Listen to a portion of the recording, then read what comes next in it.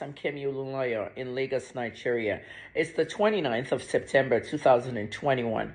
I'm talking about Precious Chikwendu, Fani-Kayode's ex-wife, and the triplets' education. A couple of days ago, she wrote about the education of the triplets in Aragon with respect to them not going to school for a year.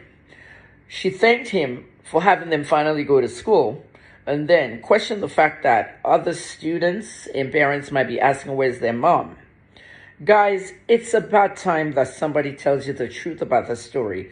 I launched an investigation in September of 2020, a year ago, on what was going on in Fani-Kayode's house, because they said there was domestic violence involved. I interviewed people that worked there, people that have left, different people in that house. And I basically got the information I needed, including family members of Precious herself, her uncle, Oki, and her auntie, Joy, Oyemachi, both of them pastors. Joy was there to take care of Precious' late mom while she was sick. Let's face it, Joy told me that she has never seen Femi lay hands on Precious. And Precious claimed that she was beaten, which is basically totally fabricated. At the end of the day, I launched an investigation and I went to talk to both Precious and Femi. You guys saw what Precious told me. I posted the screenshots on Twitter. She said, "Oh, you can't investigate anything. You're family." No, I'm not. I'm a journalist, an investigative journalist. And I investigated a lot. I spoke to people who used to work there. I spoke to past, present employees, name it. Nannies, different kind of household staffs and all.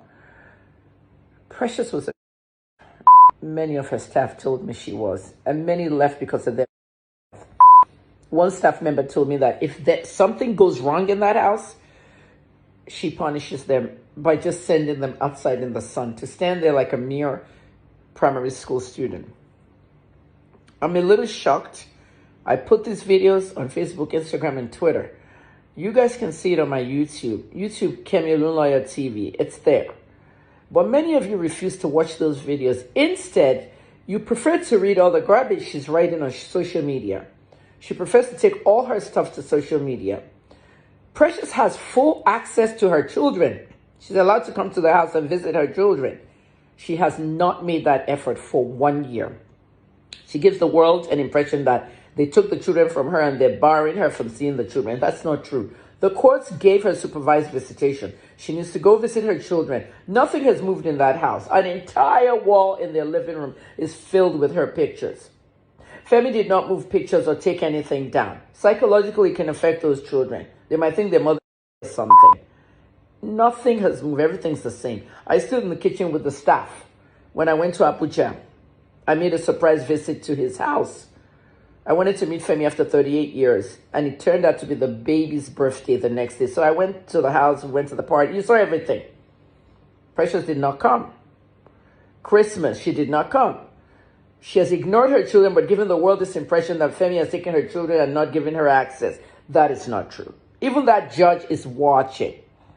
I have the video where she ran after the children and Femi running up the steps with 4 children and Precious behind her with a set of 7 knives. I have the video. The video was sent to me by somebody in that house. It took me a while before I could give Femi that video. Because if I post that video, it'll go viral and it will affect those children forever. There's no way I will remove that video and then I'll say, okay, it's been removed. No, it's gone everywhere. You saw the Baba Jisha one. The minute you post it, everybody has taken it. At the end of the day, she was given an injection, taken to the hospital, diagnosed of schizophrenia. Precious wakes up in the middle of the night and drives all over Abuja.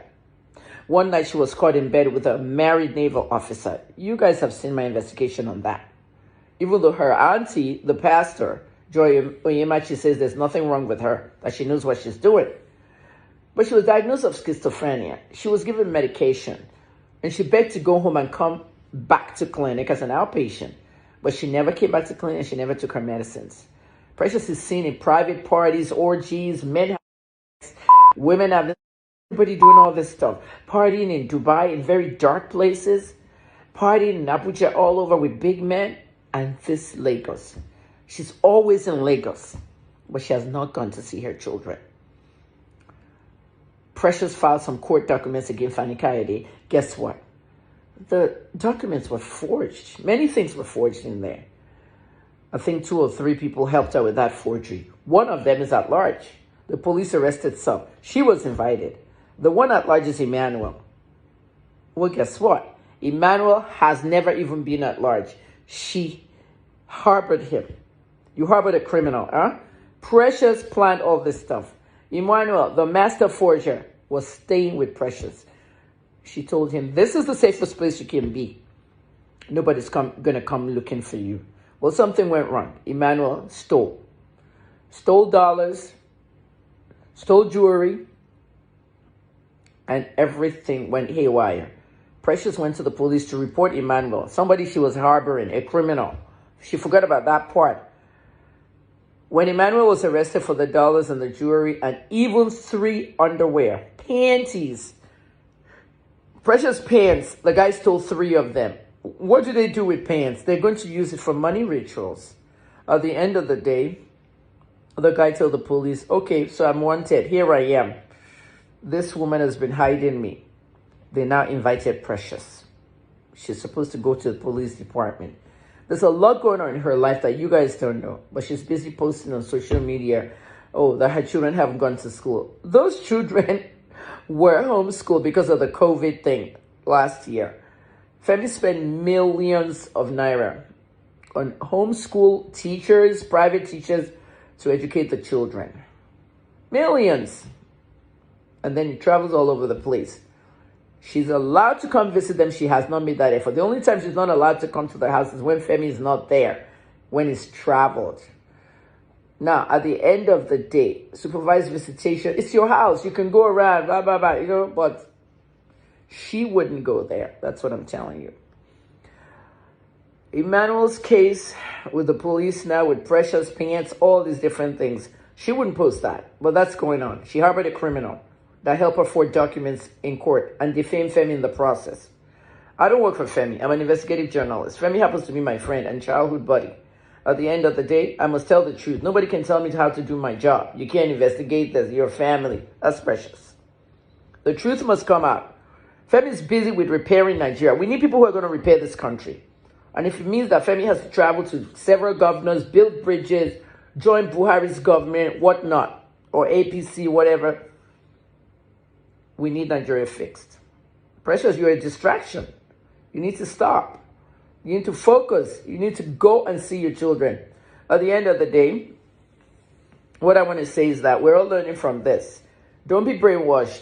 Don't sit on social media posting about, oh, Precious, let him see his child abusing Femi. It doesn't work for anybody. It really doesn't. You have your own problems. Your parents are fighting. You're fighting for Precious. Your siblings are not talking. You're fighting for Precious. Focus, people. Precious, go and see your child. Okay? Go and see all